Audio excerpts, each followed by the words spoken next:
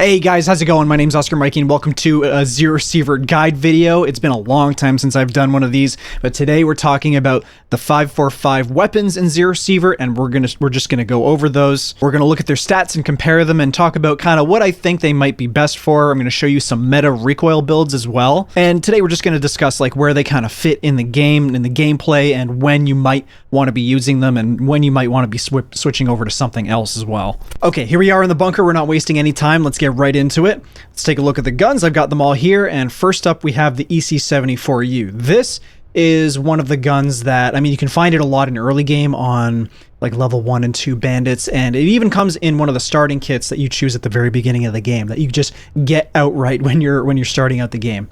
It's doing 14 damage, 76 accuracy, 98 recoil, 41 ergonomics, and it shoots at 600 RPM. And this is kind of how it handles at the range. These are all classed as like assault rifles, so these rings are showing like the effective range of all these guns. In too close right here, you're going to get a lot of glancing hits. That's when the crosshair turns red, and then way out here, you're going to be doing no damage. That's what the red X means.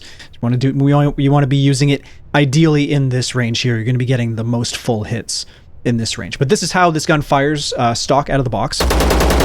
I'm not going to control the recoil at all. Recoil's pretty strong. It's pushing the crosshair out pretty far.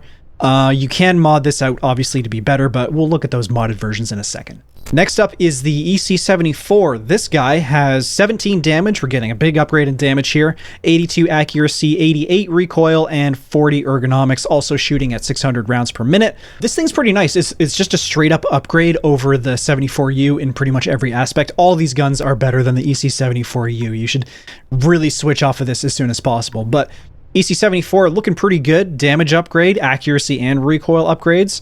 Let's take a look at this thing, see how it fires. A little bit better on the recoil. You can definitely feel it.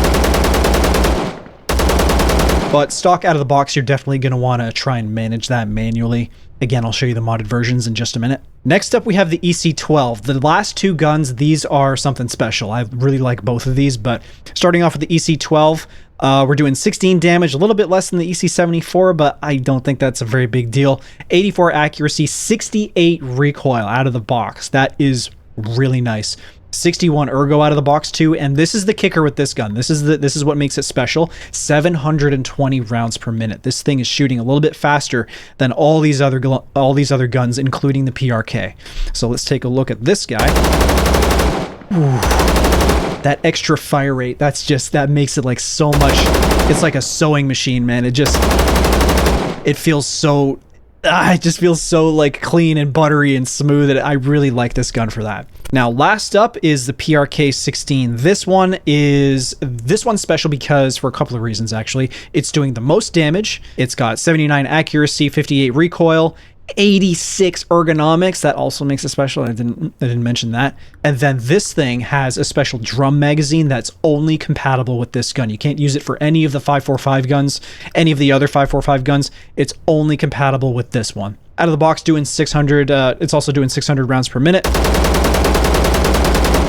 Doesn't recoil very much. That starting recoil is pretty insane, 58. It doesn't move all that much. That's really easy to control. The kicker with this gun is that you can only get it off of ⴍᴏ. You can't buy it from the traders, and no other NPCs carry it. Nobody else uses this thing. You can't get it off like a class 6 guy, class 6 hunter or something like that. You can only get this gun off of ⴍᴏ. And you can get the 95 round drum magazine. 95 rounds. That is a lot of firepower. You can get a 60 round like extended magazine for all the other guns, which is really nice. But 95 rounds, if you want that much firepower, this is the only way to get it, through the PRK. Now I'm going to show you the modded versions of these guns. There are a couple of attachments that we use just across the board on every single one. And these are just best in slot for recoil reduction. Everybody always goes for recoil reduction, so that's kind of what I'm going to show you here. There is one thing that I did not go meta recoil on, and that's just kind of like personal preference. If you want to do it, that's totally fine, but let's get into the custom builds here. Okay, as you can see, they all look like pretty similar. We're going to start with the EC74U, and we're going to bring up the stock version here. With this version, we're doing 1 extra point of damage because of the muzzle brake. The good muzzle brakes will give you an extra point of damage. They do reduce ergonomics a little bit, but I think it's worth the trade-off. We're doing 15 damage, 76 accuracy, 49 recoil, and 40 ergonomics. Overall, it's good. It performs well. I would definitely hesitate putting all of these attachments on this gun instead of putting it on like a higher tier gun. Like even an EC74 is going to be better than this. So if you end up getting all these attachments and this gun is literally the only one that you have to put on them, then I guess you could do that, but you're going to start finding EC74s pretty fast. And I would recommend you putting these attachments on at least that gun, because this one is just a starter weapon. Accuracy is staying the same because there are no barrel options for this gun and no like long handguards either. There are specialized handguards for this gun, but no longer ones. This is how the modded version of the 74U handles. Definitely better, you can tell. Recoil is much better, and ergonomics is about the same. So you are getting a better gun, but not all that much better. Moving on to the EC74 now, this is where we're going to start seeing a lot of really big gains out of these mods, because you can mod these ones more heavily. You can put long handguards and long barrels on there, which is going to help with recoil control. So with the modded EC74, we're doing 18 damage, again with the muzzle brake doing 1 more point. We got 84 accuracy, 24 recoil. Like really driving that recoil down compared to stock, which is 88. And ergonomics is a little bit worse, but that's kind of just the trade-off that you have to deal with if you want to bring the recoil down that much. This thing is an absolute laser beam, and we're using the big extended magazines on it, so these are 60 rounds instead of 30, doubling our capacity. This is how the modded EC74 handles under fire. Man, it's so good. I'm not controlling the recoil at all. I'm just clicking and holding. That crosshair basically doesn't move. The recoil is crazy on this now. 24. You can get this thing modded down to a really serious weapon. Now moving on to the EC12, again a very special gun because it has that extra fire rate, 720 rounds a minute. I love this gun. It's got 17 damage, 86 accuracy, 18 recoil. Like 18 recoil. That's it. This thing is even better than the EC74. And 34 ergonomics, shooting at 720 rounds a minute. Again, stock version has 68 recoil. Ergo out of the box is pretty good for this too. Not as good as the PRK, but still really, really good. Man, with that extra fire rate, this thing is just a sewing machine. It's so accurate. Recoil is so minimal that you can just deliver so many rounds on target so fast that it's magic. I love this thing. I love this gun. Now moving on to the PRK, this is my custom modded out version. When you get it from 괊ᴇ, it will be modded out.